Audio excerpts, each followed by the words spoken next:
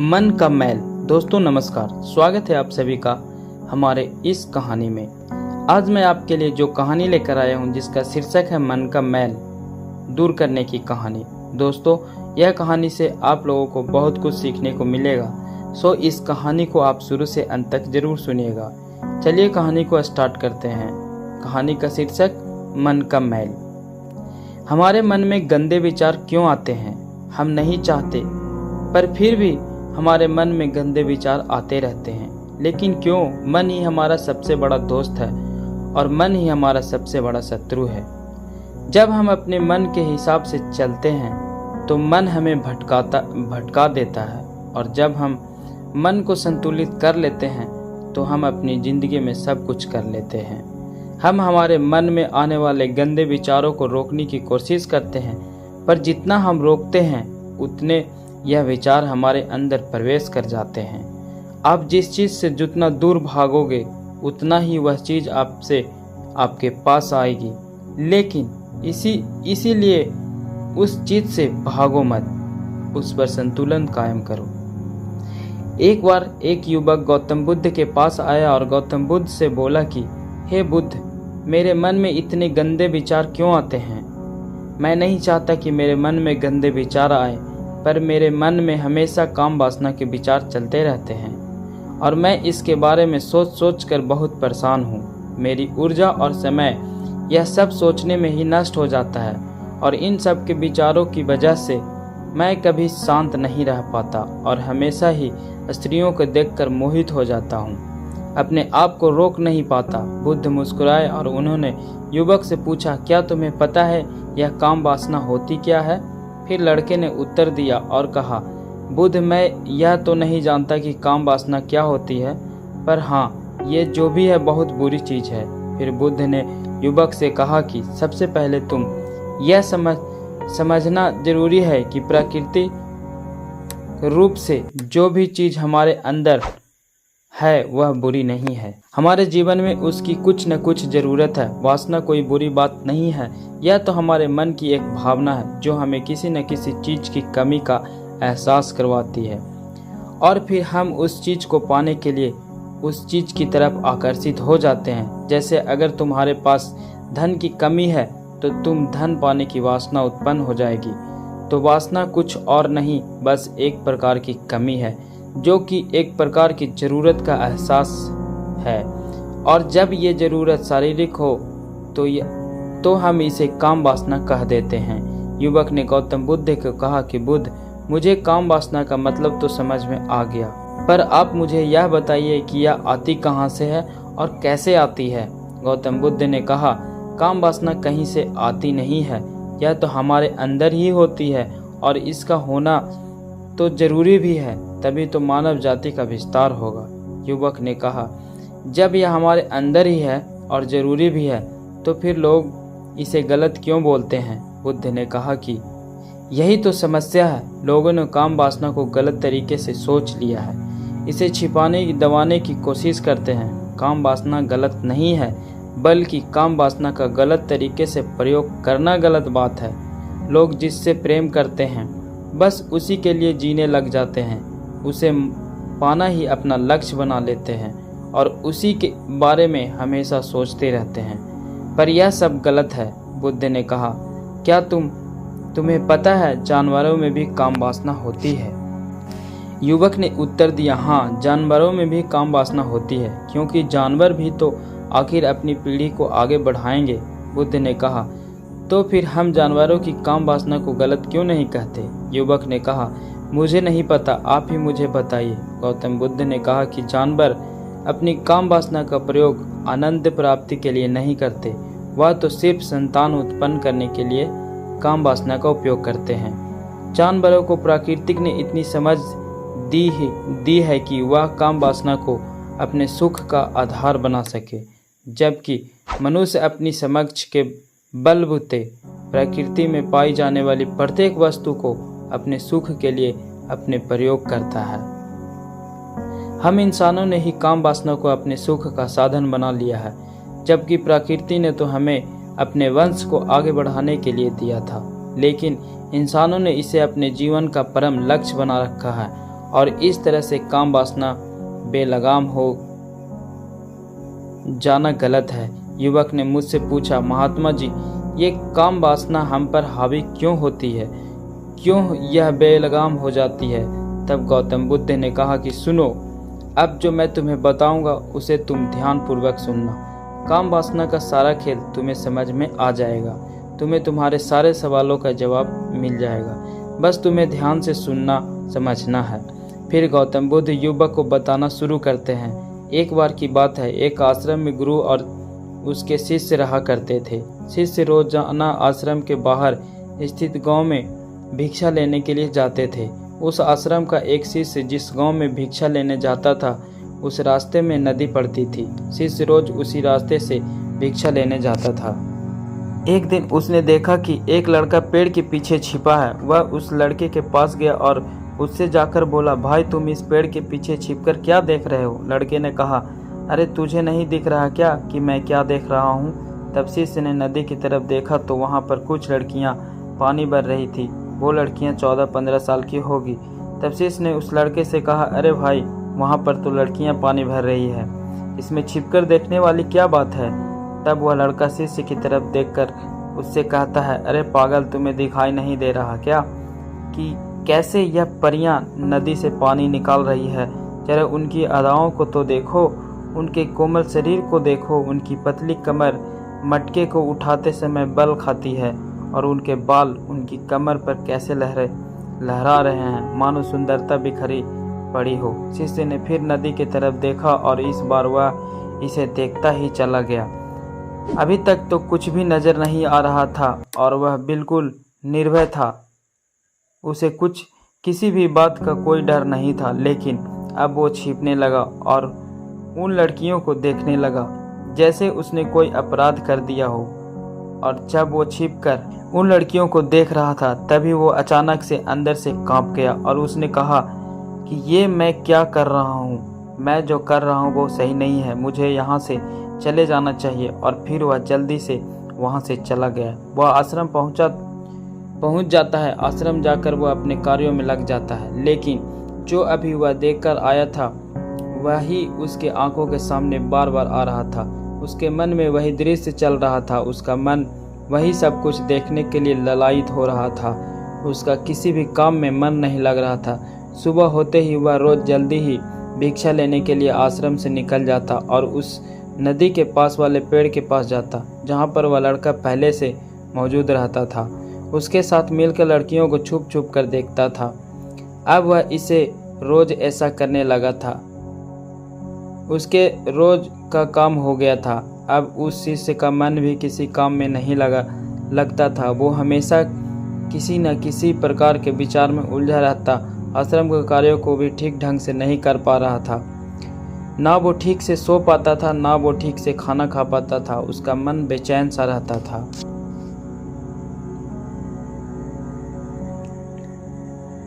उसका मन बार बार उन लड़कियों के सौंदर्य को देखने के लिए ललायित रहता था। जब गुरु शिक्षा देते थे तब भी उस शिष्य का मन और विचारों में खोया रहता था।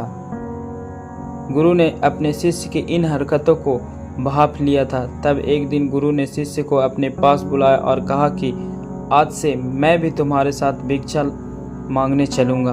तुम और मैं साथ साथ भिक्षा मांगने चलेंगे। तभी शिष्य गुरु को मना करते हुए बोला, नहीं गुरुदेव, आप परेशान क्यों हो रहे हो? मैं अकेला ही ठीक से भिक्षा मांग सकता हूँ। गुरु ने शिष्य से कहा, ठीक है, तुम अकेले ही भिक्षा मांगने जाओ।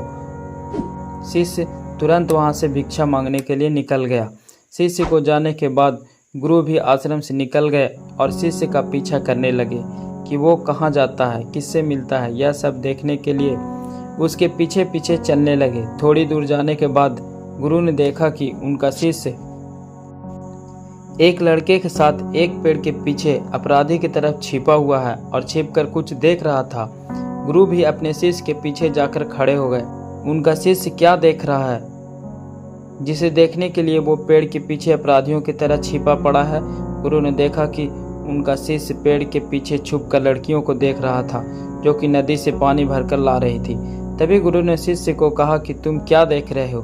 अपने गुरु की आवाज़ सुनकर वह शिष्य घबरा गया और उसके पसीने छूटने लगे। वह थर थर काँपने लगा, जैसे किसी चोर को चोरी करते रंगे हाथ पकड़ लिया गया हो। उसकी हालत खराब हो गई, वह कुछ भी नहीं बोल पा रहा था। दूसरा जो शिष्य के साथ था वहाँ से भाग गया। शिष्य घबराया हुआ था, उसके मुंह से कुछ टूटे फूटे शब्द ही बाहर निकल रहे थे। वो अपने गुरु से नज़र भी नहीं मिला रहा था। गुरु ने शिष्य की तरफ देखा और कहा कि मेरा शिष्य तो निर्भय था, उसे तो किसी भी चीज़ का डर नहीं था, लेकिन ये क्या तुम तो डर के मारे कांप रहे हो? शिष्य ने गुरु से कहा कि मुझे माफ़ कर दो गुरुदेव, मेरा इसमें कोई दोष नहीं है। उस लड़के ने मुझे बहका दिया था, लेकिन आपसे मैं वादा करता हूँ कि आज के बाद मैं ऐसा कभी दोबारा नहीं करूँगा। मुझे माफ़ कर दो। गुरुदेव ने शिष्य से कहा कि कोई बात नहीं, पर इस बात का तुम ध्यान रखना कि हम जैसी संगति करते हैं वैसा ही फल हमें प्राप्त होता है। हम जैसी संगति करते हैं उसके विचार हमारे अंदर प्रवेश करते हैं, इसलिए अच्छी संगति करो जिससे तुम्हारे अंदर अच्छे विचार का प्रवेश हो। फिर गुरु और शिष्य आश्रम लौट आए और फिर शिष्य आश्रम के कार्यों में ध्यान देने लगा। उसने उस रास्ते को छोड़ दिया और दूसरे रास्ते से जाने लगा। वो अपने काम को ध्यान से करता, लेकिन धीरे धीरे उसके अंदर क्रोध उत्पन्न हो गया और फिर वो दूसरे शिष्य पर क्रोध करने लगा और बेचैन रहने लगा। अब वह सही समय पर भोजन भी नहीं करता था, वो भोजन भी बहुत कम खाता था। एक रात गुरु शिष्य के पास आए और उससे बोले कि अब तक तुमने कितनी बार अपना वादा तोड़ दिया है। यह सुनकर शिष्य अपने गुरु के चरणों में गिर गया और रोने लगा। रोते रोते ही उसने गुरु से कहा, गुरुदेव, मैं कई बार अपना वादा तोड़ चुका हूँ, फिर वादा कर लेता हूँ, लेकिन हर बार मैं वादा तोड़ देता हूँ। मेरा मन मेरे नियंत्रण में है ही नहीं। मैं बहुत कोशिश करता हूँ कि मैं अपने मन से सारे बुरे विचारों को निकाल दूँ, लेकिन मैं चाह कर भी ऐसा नहीं कर पा रहा हूँ। फिर गुरु ने शिष्य को कहा कि चलो मेरे साथ। गुरु शिष्य को आश्रम के बगीचे में लेकर गए और शिष्य से कहा कि देखो, यहाँ पर कुछ बागवानी हुई है जिससे नदी का पानी इस पौधे तक आ रही है और यह पानी एक निरंतर बहाव से आ रहा है। क्या तुम इस पानी के बहाव को रोक सकते हो? शिष्य ने कहा कि हाँ गुरुदेव, मैं इस बहाव को रोक सकता हूँ। फिर शिष्य ने मिट्टी उठाकर उस नदी में डाल दिया। वो पानी थोड़ी देर के लिए रुक गया और फिर थोड़ी देर बाद उस रेत के ऊपर से पानी आ गया। गुरु ने शिष्य से कहा, अरे ये क्या, ये तो पानी रुका ही नहीं। फिर शिष्य ने कुछ कंकड़ पत्थर उठाकर उस नदी में डाल दिया और फिर थोड़ी देर के लिए पानी रुक गया, लेकिन फिर थोड़ी देर बाद ही उन कंकड़ पत्थर के ऊपर से पानी निकल आया। फिर गुरु ने कहा कि शिष्य, यह क्या हुआ? पानी तो फिर से आ गया। तुम तो बोल रहे थे कि इसे रोक दोगे। क्या हम किसी काम को रोकना चाहे तो हम उसे रोक नहीं सकते? तब शिष्य ने कहा, कोई बात नहीं गुरुदेव, मैं इस पानी को तो आपको रोक कर दिखाऊंगा। फिर वह फिर से एक बार बड़ा सा पत्थर लेकर आया और उसे नदी पर डाल दिया और पानी रुक गया। तब गुरु से कहा कि देखा गुरुदेव, मैंने तो कहा था ना कि पानी को मैं रोक दूंगा। मैंने पानी को रोक दिखाया, आपकी बात मैंने पूरी कर दी। गुरु मुस्कुराए और बोले, अच्छा जरा ध्यान से देखो, पानी रुक गया क्या? वो तो पीछे की नाली तोड़कर बाहर आ गया है और अगल बगल से बह रहा है। और ध्यान से देखो, इस पत्थर की आगे भी आ गया है और ये पानी अपना रास्ता बदलकर फिर से आगे की तरफ बह जाएगा। और फिर थोड़ी देर बाद ऐसा ही हुआ। फिर गुरु ने शिष्य को समझाया कि तुम्हारे साथ भी ऐसा ही चल रहा है। तुम बार बार प्रयास कर रहे हो, बड़े से बड़े प्रयास कर रहे हो, पर हर बार तुम्हारा प्रयास टूट रहा है और यह हमेशा टूटता ही रहेगा। तुम किसी भी प्रकार बड़ा पत्थर रख लो, लेकिन पानी तो अपना रास्ता बना ही लेगा। यह सब देखकर शिष्य ने गुरु से कहा कि हे गुरुदेव, क्या कोई तरीका है जिससे मैं गंदे विचारों से बाहर निकल सकूं और यह मेरे मन में आए ही नहीं? गुरु शिष्य को एक नदी के पास लेकर गए जहां उस बगीचे में पानी आ रहा था। गुरु ने शिष्य से कहा, वो पानी नदी से जा रहा है। अगर हम यहीं से उस रास्ते को बंद कर दें जहाँ से पानी बगीचे में जा रहा है, तब क्या हम अपनी पानी को रोक सकते हैं? शिष्य ने कहा कि हाँ गुरुदेव, अवश्य ऐसा हो सकता है। मैं इस पानी को यहीं बंद कर देता हूँ, तब आगे की नाली में पानी जाएगा ही नहीं और फिर बगीचे में पानी जाएगा ही नहीं। फिर शिष्य इस नदी से जाने वाले रास्ते को बहुत मेहनत करके पत्थर और मिट्टी डालकर बंद कर दिया और गुरुदेव से कहा कि गुरुदेव, मैंने पानी को बंद कर दिया, अब यह पानी बगीचे में जाएगा ही नहीं। तब गुरु ने कहा कि अगर पानी बगीचे में नहीं जाएगा तो पेड़ पौधों को पानी कहाँ से मिलेगा? उन पेड़ पौधों को तो पानी की आवश्यकता है और उन पेड़ पौधों में से कुछ पेड़ पौधे तो ऐसे हैं जिनको रोज पानी की आवश्यकता है। वह तो मुरझा कर मर ही जाएगा, उनका क्या? पानी तो हमें खोलना ही होगा। शिष्य ने गुरु की बात सुनकर वापस नदी से जाने वाले पानी का रास्ता खोल दिया। तब गुरु ने शिष्य से पूछा, शिष्य, अगर हम इस नदी के पूरे पानी को बगीचे की तरफ मोड़ दें तो क्या होगा? तब शिष्य जवाब दिया कि गुरुदेव, वहाँ पर जितने भी पेड़ पौधे हैं वो गल कर नष्ट हो जाएंगे, वहाँ पर कुछ नहीं बचेगा। फिर गुरु मुस्कुराए और बोले, इस बात को समझो कि हमें किसी भी चीज़ को रोकना नहीं है, बस हमें हमेशा संतुलन बनाए रखना है। कम पानी से भी पौधे नष्ट हो जाते हैं और ज़्यादा पानी से भी पौधे नष्ट होते हैं। हमारा जीवन संतुलन से ही चलता है। गुरु ने शिष्य से कहा कि अगर मैं तुम्हें कुछ कहूँ कि तुम आम के बारे में मत सोचो, तो तुम्हारे मन में सबसे पहले किसका चित्र आएगा? शिष्य ने कहा कि गुरुदेव, मेरे मन में तो पहला चित्र आम का ही आएगा। गुरु ने कहा कि जब हम गंदे विचारों को जबरदस्ती रोकने का प्रयास करते हैं तो वह और मजबूती के साथ हमारे अंदर प्रवेश करते हैं, हमारे अंदर उठते हैं। इसीलिए हमें इन्हें कभी भी दबाने की कोशिश नहीं करनी चाहिए। फिर गुरु ने शिष्य को जाते हुए कहा कि हमारे गंदे विचार बुरे लोगों की संगति करने की वजह से भी आते हैं। कई बार क्या होता है, कामुकता हमारे अंदर होती नहीं है, लेकिन कुछ अश्लील लोगों के साथ रहने की वजह से ये अंदर हावी हो जाती है। फिर शिष्य ने कहा कि गुरुदेव, आप सही कह रहे हैं, मैं अपने मार्ग से भटक गया था। फिर वो शिष्य उस रात बहुत ही चैन की नींद सोया। सुबह अपने कार्यों को पूरे मन से किया और फिर सुबह वो भिक्षा लेने के लिए उसी रास्ते से गया जहाँ वह लड़का आज भी पेड़ के पीछे छुपकर उन लड़कियों को देख रहा था। वो शिष्य नदी पर गया जहाँ वह लड़कियाँ पानी भर रही थी। उसने उन लड़कियों से पानी मांगा। उन लड़कियों में से एक लड़की ने उसे पानी पिलाया और उन सन्यासी शिष्य के चरण छुए। शिष्य ने उसे आशीर्वाद दिया कि तुम्हारा कल्याण हो। शिष्य का मन सकारात्मक ऊर्जा से भर गया। उसके चेहरे पर मुस्कान आ गई थी, जैसे कि उसे कुछ खोया हुआ वापस मिल गया हो। वह वापस अपने रास्ते से जाने लगा। तभी पीछे से वह लड़का आ गया जो पेड़ के पीछे छुपा हुआ था। वह शिष्य के पास आया और बोला कि क्या बात है, आज तो तुमने नज़दीक से दर्शन कर लिए, तुम तो मुझसे भी आगे निकल गए।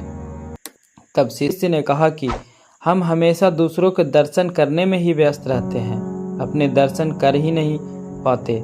तुम कब तक इस पेड़ के पीछे छुपते रहोगे? किसी को पसंद कर लो, उससे बोल दो। अगर वो तुम्हें भी पसंद करती है तो शादी कर लो और उससे पहले तुम कुछ बन जाओ। अपने आप को पहचान लो, ऐसे अपना समय बर्बाद मत करो। फिर वह लड़का रोज उससे मिलने लगा और उस लड़के ने नदी पर जाना छोड़ दिया। और फिर वो लड़का अपने जीवन में कुछ बनने के लिए संघर्ष करने लगा।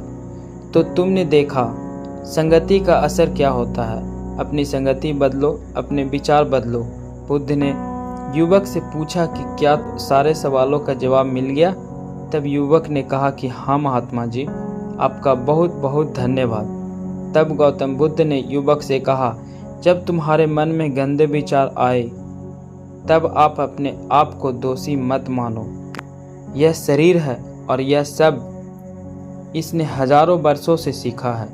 यह केवल तुम्हारे सोच लेने से, शपथ लेने से ये टूटने वाला नहीं है, लेकिन तुम्हारे पास वो शक्ति है, वो ऊर्जा है जिसका तुम्हें संतुलित उपयोग करना है। तुम एक जीवित ऊर्जा हो जो कुछ भी अनुभव करने के लिए स्वतंत्र हो, जो निर्माण करने के लिए स्वतंत्र है। इसलिए तुम अपने आप को पहचानो। यह बोलकर गौतम बुद्ध मोहन हो गए और वो युवक वहाँ से चला गया।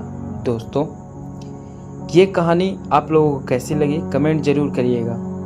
मुझे आशा है कि ये कहानी से आपको कुछ सीख जरूर मिली होगी। आप सभी को अगर अच्छा लगा तो लाइक, शेयर और सब्सक्राइब जरूर करिएगा।